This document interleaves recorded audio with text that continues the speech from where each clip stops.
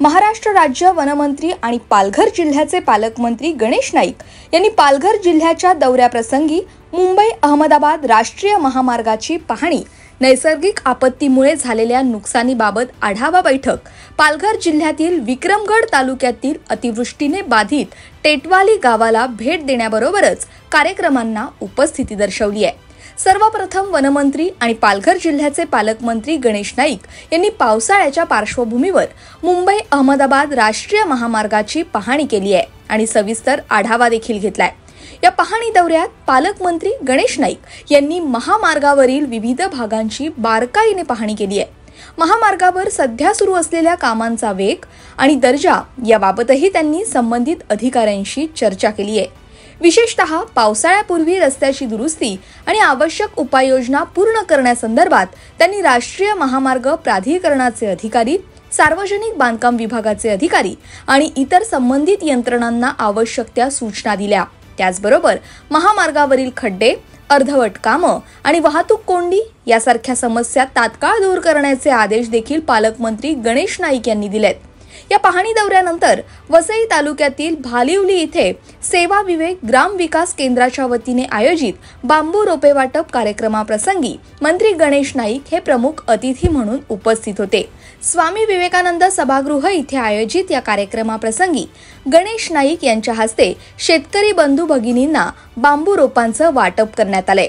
सदर कार्यक्रमानंतर पालघर बोईसर इथे नवराष्ट्र दैनिक वृत्तसमूहाच्या वतीने आयोजित नवराष्ट्र सन्मान सोहळा 2025 कार्यक्रमाप्रसंगी मंत्री गणेश नाईक हे प्रमुख अतिथी म्हणून उपस्थित होते।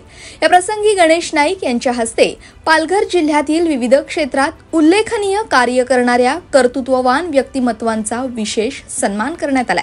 त्यानंतर पालघर जिल्ह्याचे पालकमंत्री गणेश नाईक यांच्या अध्यक्षतेखाली पालघर जिल्हाधिकारी कार्यालयातील नियोजन सभागृह इथे नैसर्गिक आपत्तीमुळे झालेल्या नुकसानीबाबत आढावा बैठक पार पडली।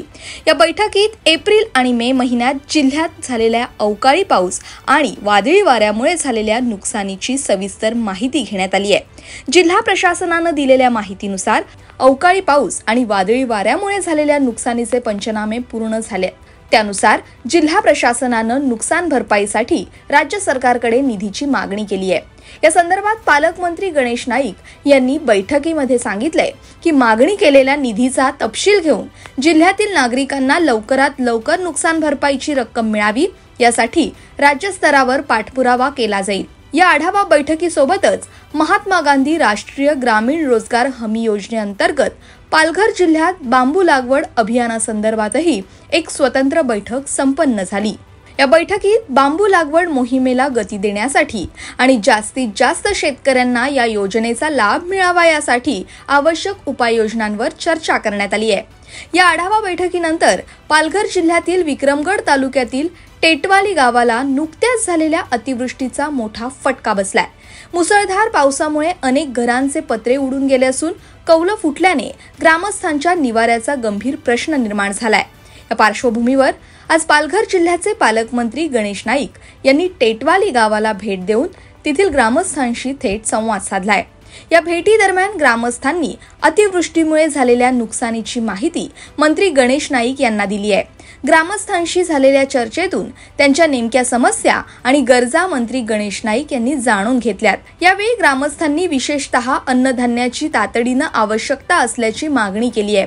ग्रामस्थांची परिस्थिती लक्षात घेऊन आणि त्यांच्या अन्नधान्याच्या मागणीची गंभीर दखल घेत मंत्री गणेश नाईक यांच्याकडून बाधित ग्रामस्थांना तातडीनं अन्नधान्याची व्यवस्था करून त्यांना त्वरित मदत पोहोचवावी असे निर्देश देण्यात आले।